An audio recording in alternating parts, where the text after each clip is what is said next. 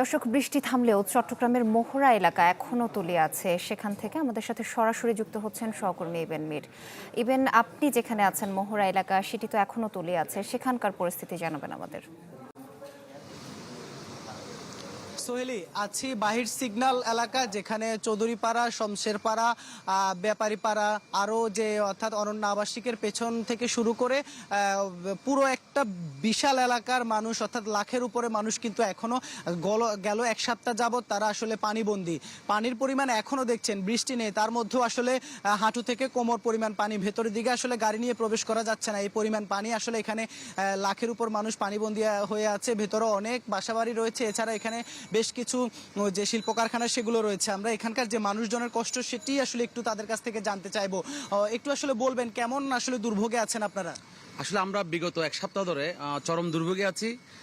হাঁটু কোমর পরিমাণ, কোথাও কোথাও একদম গলা পরিমাণ পানি এখানে দেখা যাচ্ছে, এবং এত মানবতর জীবনযাপন করছে এখানকার মানুষ যে বলার বাইরে এটা।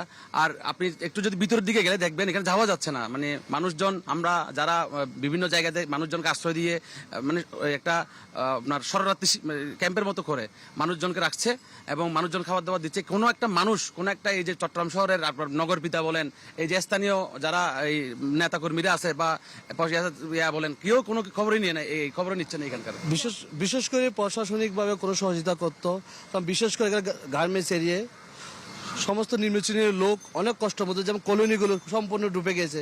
তার মধ্যে আমার বাসা এদিকে যথেষ্ট পরিমাণ আমরা চেষ্টা করতেছি, দাদাও চেষ্টা করতেছে মানুষকে সহযোগিতা করার জন্য।